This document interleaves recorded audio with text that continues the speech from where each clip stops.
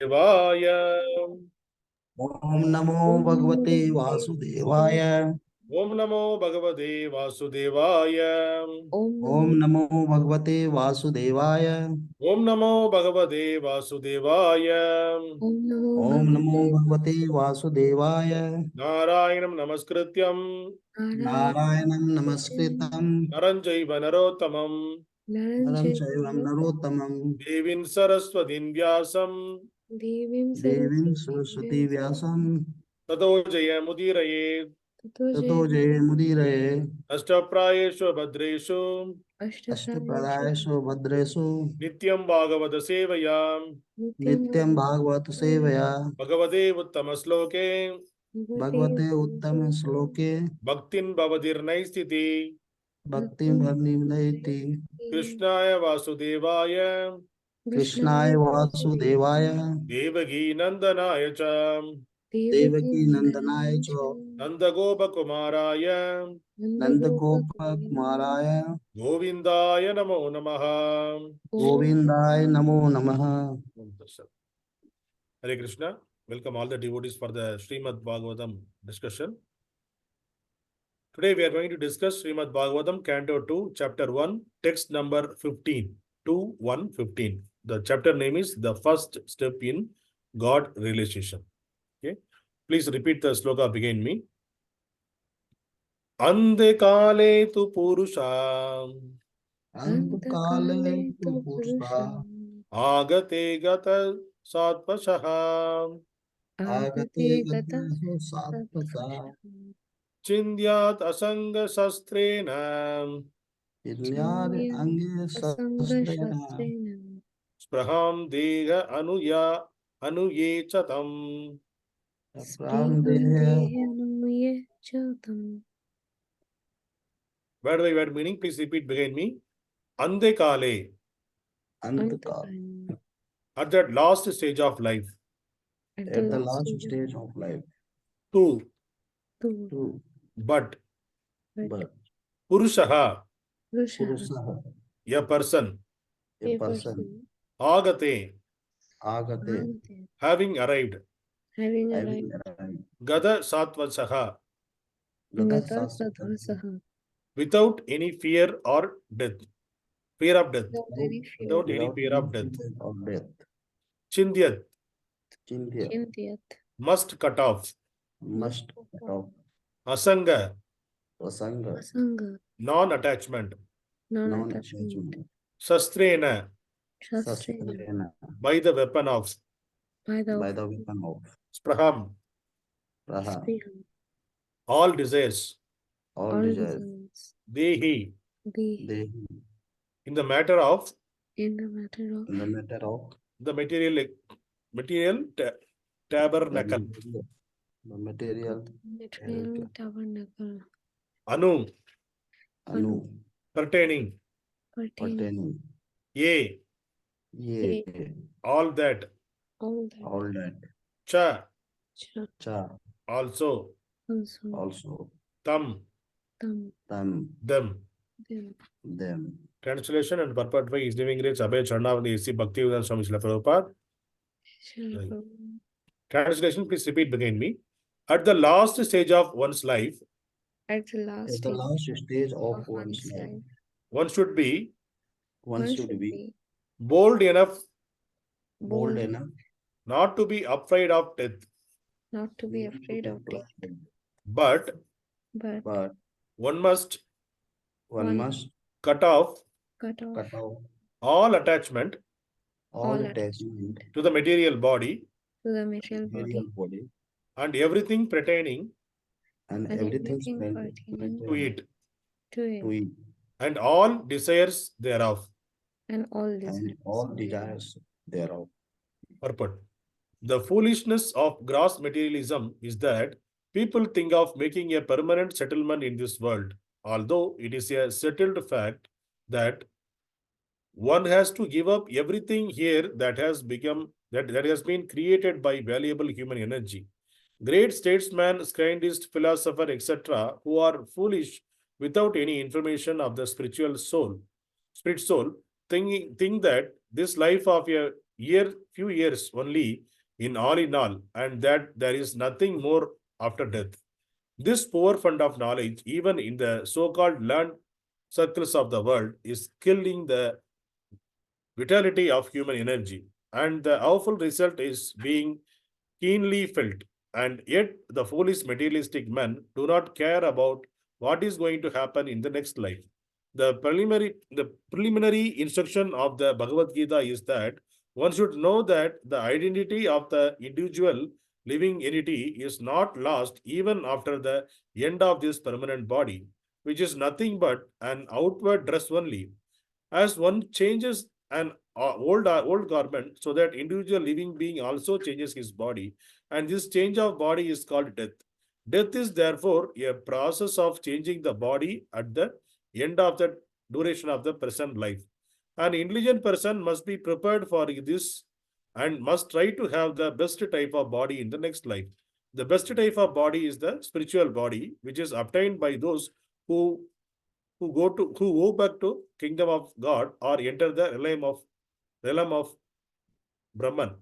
In the second chapter of this canto, this matter will be broadly discussed, but as far as the change of body is concerned, one must prepare now for the next life. Foolish people attach more importance to the present temporary body, and thus the foolish leaders make appeals to the body and the bodily relations. The body relations extend not only to this body but also to the family members, wife, children, society, country, and so many other things which end at the end of life. After death, one forgets everything about the present bodily relations. We have a little experience of this at night when we go to sleep. While sleeping, we forget everything about this body and bodily relations. Although this forgetfulness is a temporary situation for only a few hours. Death is nothing but sleeping for a few months in order to develop another terms of bodily engagement. This, which we are awarded by the law of nature according to our aspiration. Therefore, one has only to change the aspiration during the course of this present body, and for this, there is need of training in the current duration of human life. This training can be begun at any stage of life or even a few seconds before death. But the usual procedure is for one to get the training from very early age, from the stage of brahmacarya, and gradually progress to the gṛhastha, vānaprastha, and sannyāsa order of the life. The instructions which give such training is called varṇāśrama-dharma, or the system of sanātana-dharma, the best procedure for making the human life perfect. One is therefore required to give up the attachment to family or social or political life just at the age of 50 years, if not earlier, and the training in the vānaprastha or sannyāsa-dharma is given for preparation for the next life. Foolish materialists, in the grab of leaders of the people in general, stick to family affairs without attempting to cut off relation with them, and thus they become victim of nature's law and get gross bodies again, according to their work. Such foolish leaders may have some respect from the people at the end of life, but that does not mean that such leaders will be immune to the nature's law, under which everyone is tightly bound by the hands and feet. The best thing is, therefore, that everyone voluntarily give up family relation by transferring the attachment from family, society, country, and everything thereof to the devotional service of the Lord. It is stated herein that one should give up all desire of family attachment. One must have a chance for better desire. Otherwise, there is no chance to give up such morbid desires. Desire is the concomitant factor of the living entity. The living entity is eternal and therefore is desires, which are natural for a living being, are also eternal. One cannot therefore stop desiring, but the subject matter for desires can be changed. So one must develop the desire for returning home back to Godhead, and automatically the desires for material gain, material honor, and material popularity will diminish in proportion to the development of devotional service. A living being is meant for service activities, and his desires are certainly around such a service attitude. Beginning from the top executive head of the state down to the insignificant puper in the street, all the rendering some sort of service to the others. The perfection of such a service attitude is only attainment attained simply by transferring the desire of service from matter to spirit or from Satan to God. This is a little bit long purport. Okay. Om Ajnana Timirandasya Jnanāñjana Shalakaya Chakshurunmilitam Tasmai Shri Guruve Namaha Namo Vishnupadaya Krishna Prasthaya Bhutale Srimati Bhaktivedanta Swami Iti Namine Namaste Saraswati Devi Gauravani Pracharani Nirvishesha Shunyavadi Paschasya Dechatarani Jai Shri Krishna Chaitanya Prabhu Nityananda Shri Advaita Gadadhara Shri Vasadi Gaur Bhakta Hare Krishna Krishna Krishna Hare Hare Hare Ram Ram Hare Hare. So today's sloka is talking about Shukadev Goswami is giving the knowledge to Parikshit Maharaj. What he is saying that at the last stage of one's life, one should be bold enough not to be afraid of death. So in this case, Parikshit Maharaj also not afraid of the death. But anyway, since Parikshit Maharaj asked what is the instruction for the people, general common people, so he is giving the common for the knowledge for the common people, for like us. So for us, so we should not afraid of death even at the stage of the last stage of our life. And what else he is saying? One must cut off all attachment to the material body and everything pertaining to it and all desires thereof. So, and also we need to cut down the attachment to the material body and everything connected with the material body, we have to cut down so that it is easy for us to get into the spiritual body, we get the spiritual body.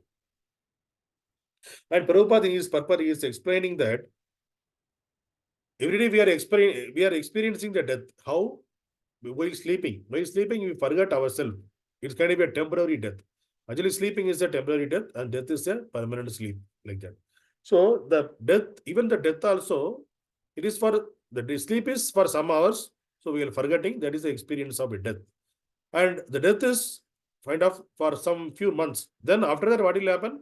The spirit soul get into the another body. So this is a cycle. Anyway, that's what Krishna is explaining in Bhagavad-gītā.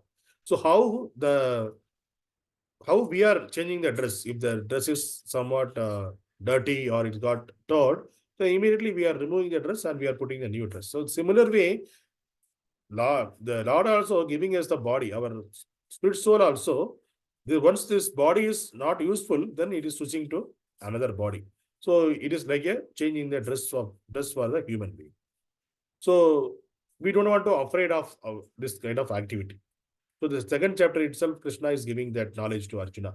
So the basic knowledge that soul is different and my body is different. Soul is permanent and body is temporary. So don't worry for the temporary body it is going, because Arjuna was lamenting for his relatives and his friends and his grandfather, his guru, all are going to be die in this battle. So why? Because he was lamenting for that. I will get the sin.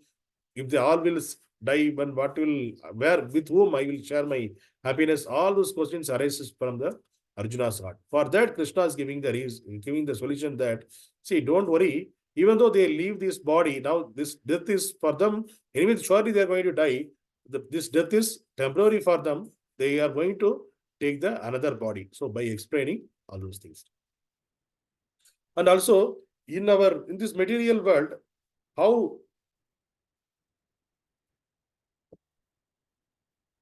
the death can be taken place at any time. So we should be prepared for that, and we should not afraid of death. Many people are thinking that because of me only, and my entire family is running, my society is running, my community is running, my country is running. So according to their capacity, people are thinking in that way. But the naked truth is, this country, this world is running not because of any of our endeavor. Of course, we are doing the endeavor, but it is not because of us. If we are not, then another person will come and they will do their work. Actually, there is a story saying that one of the time, it was before not recently, it is kind of when there is the communication advancement was not there and transportation was not there. People used to walk one place to another place. There was no communication materials like for mobile phones, those stuffs. That is the that some little, maybe some 100 years back.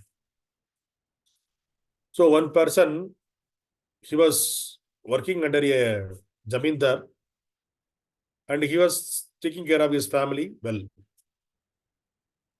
He was working there only. He was working under a zamindar as a kuli. Means you will do whatever the work he is doing. He was just kuli. Just kuli only he is getting, and he is taking care of his family. He has some 4 or 5 children he had. So his wife and them were taking care of some serving the zamindar, and they are taking care of their family. And his wife also, sometime he become handicapped and she unable to work further. So he alone, he was taking care of this family. So he was thinking that I am taking care of this family, so I have to be healthy. I need to take care of my children. All those things he is mind. So he was full mind, full activity. It is only how to take care of my family, that much only. So one time the Jamindar asked him to go to the nearby city and sell the grains, food grains, and come back. So along with that, along with the food grains, he was going to the forest. Through the forest, that time some animals attacked. Not only him, along with some 4 or 5 people are going. Then animal came and it attacked the people. So immediately everybody spread here and there. They left the food grain and left here and there. And one of the person, he came back to the Jamindar and he told what happened in the forest. We were going together, and some animal attacked. So we left everything. We spread it here and there. We don't know who are all alive, who are all not alive. So this person whom we are talking about, that person also in one of them, he also didn't came back to his village. So the village, then everybody declared that the person died. So then the Jamindar, what he did? Okay, Jamindar, okay, anyway, this family, he has took pity on the family. Then the children are there. So he gave some land, some farming land, some garden, and some farm. He gave it to the family. So you use this, and whatever is income coming from this, you take care of the family. Like that, he gave to them. See, in such situation, if that person who was alive in that, suppose the person was alive in that kind of situation, the family, he never going to purchase that kind of farm. He can't afford that much of wealth. But in place of his missing, the family got all those things. But the person, what he thought, I am taking care of the family, I am the head of the family, because of me, the family is running. But once he left, what is happened? God's arrangement through somebody, then the family will be taken care. And it is better than previously. Previously, he used to get only very few money as a salary. But now they became a owner of a farm. Their family, his wife and his children, they were living very happily. So after some days, after a month, the person came back, because since he was alive actually. He went to the forest, and because of the animal, he ran here and there. He lost the way, and he was roam around in the forest. Finally, after a month, he came to know, and then came back to this way, and he came back to his village. And he came directly, went to his house. He saw everything is changed. All are happy. They are living in a different place. Then he asked his wife what happened. Then his wife is saying that, why you come back? Why you came back? Because if you are not there, we are all happy. So this same person, he was thinking that I am learning the family. After some time, when the arrangement happened to take care of their family, the family not worrying about him. Why you came back? Since if Jamindar came to know that you came back, then they will take away all those opulences. So better you go to the next village or next place and go and stay there only. Like that they told. So this may be a funny story, but there's a deep meaning in that. So we should not think that because of me, the entire world is running. Some people are thinking that because of me, the world is running. The presidents, the world leaders, they're thinking that I am running this country, I'm running this world, and some are thinking that because of me, this state is running according to their capacity. Some are running because of me, the district is running. Some are thinking because of me, this city is running. So because of me, my house is running.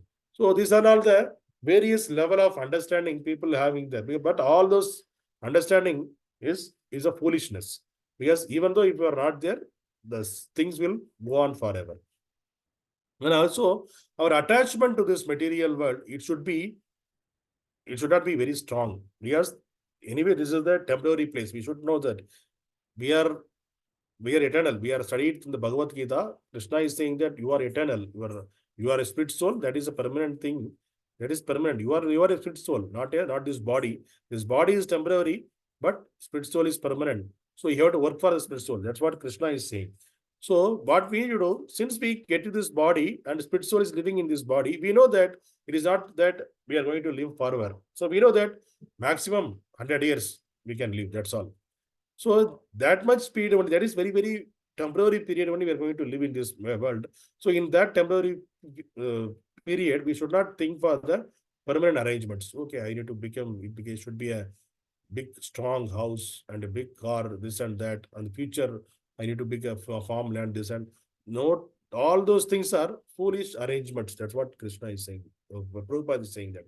Don't try to, when you are in the temporary place, don't try to make it permanent. People are foolishly wasting their energies, valuable energies, spending on the whole life to make this permanent. Once they retired, then they are unable to, because of their bodily illness, they are unable to enjoy what they saved. So this is the foolishness. That's what Prabhupada is saying there. So at the age of 50, we are supposed to come out from this family life. We need to take the vānaprastha and sannyāsa order so that we can go get into the mode of the spirituality. So how we can cut down this immediately? So if you compare a small grass and a big tree, both are there. The small grass, its root, most of the time it will be top of the mud only. It is, if you pull this, it can be pulled from the mud. But if you see the big banyan tree, its roots are going some 1 or 2 kilometer roots will be there, and down here and there, all the 4 directions, the roots will be there. So the removing the banyan tree, it is very hard. You need to cut down the banyan tree from this material world, material connection, the earth connection. It is very hard. You need to cut all the roots here and there. It will take time. But removing the small grass, whose roots are very, very, very subtle, and it is connected with the subtle way, connected with the mud. So if it is removing is very easy. So our connection with this material world should be like the grass, how it is connected to this material world. Even though we are connected, we should be lightly, whatever is necessary to live in this material world, to connect this body and soul. And we need to work for the permanent thing, which is going back to Godhead. So there are many slokas, and we should, if you are having the material attachment like a tree, deep rooted, it is at the time of death, it is very hard to remove our soul from this body. It won't go at all easily. You will go through a lot of pains. You need to go through a lot of pains to take out the soul from this body, because we had a deep rooted attachment in this body. So we would have hear from the people who are all less attached to this material world. If you remember their death, how quickly they passed away without, even though they are active, immediately they passed away without any struggles.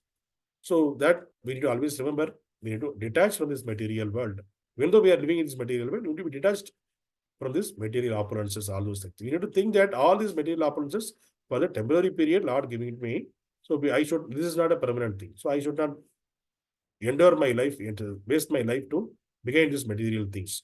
My thing is, I am the spiritual soul. I have to work for the permanent thing, that is my soul. For that, I have to feed the food. So that is to hear the holy name of the Lord, remembering the Lord, and serve the Lord. That is the food for our soul. So that food, that we need to accumulate. If that we are accumulating, then that is for forever. Sukruti, we need to accumulate as Sukruti. That will be with us for forever. Even though we are taking multiple births, it will come along with us. So we need to increase to our Sukruti. There are many slokas in Bhagavad-gītā. Krishna is referring this in 2.44. Second chapter, 44th sloka. Bhogaishvarya prasaktanam taya pratasetasam vyavasayatmika buddhihi samadhanu na vidhiyate. What he is saying? Krishna is saying, in the minds of those who are too attached to sense enjoyment and material opulence, and who are bewildered by such things, the resolute determination for devotional service to the Supreme Lord does not take place. So, if you have too much attachment to this material world, for them, devotional service to the Supreme Lord does not take place. So, it is a fact, Krishna himself is saying that. If you have too much of attachment to the material world, you cannot connect with the Lord.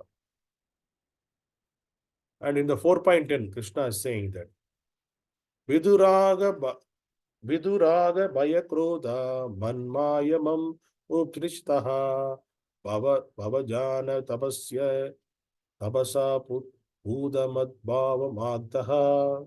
What is saying? Being freed from attachment, fear, and anger, being fully absorbed in me and taking refuge in me, many persons in the past become purified by knowledge of me, and thus they are attained transcendental love for me. So, how we can attain the transcendental love for the Lord? That we need to, what we need to do? We need to free from these three things: attachment, fear, and anger. These three things are, if you free from these three things, attachment, fear, and anger, and fully absorbed in the Lord, definitely we will go back to God. So that is what Krishna is confirming in this sloka. There are many slokas like that.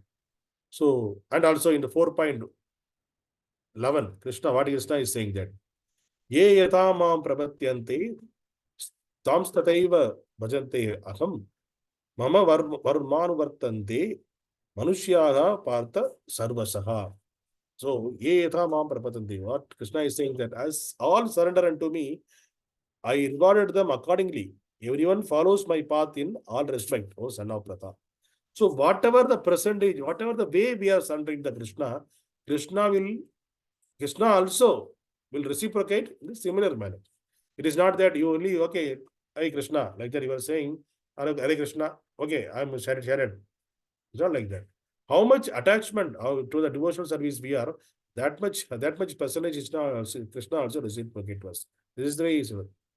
That is why Krishna is saying here, how much we are surrendered, that much he will reciprocate. And in 4.36, only I'm reading this translation. Even if you are considered to be the most sinful of all sinners, when you are situated in the boat of transcendental knowledge, you will be able to cross over the ocean of miseries. So in this material world is the ocean of miseries.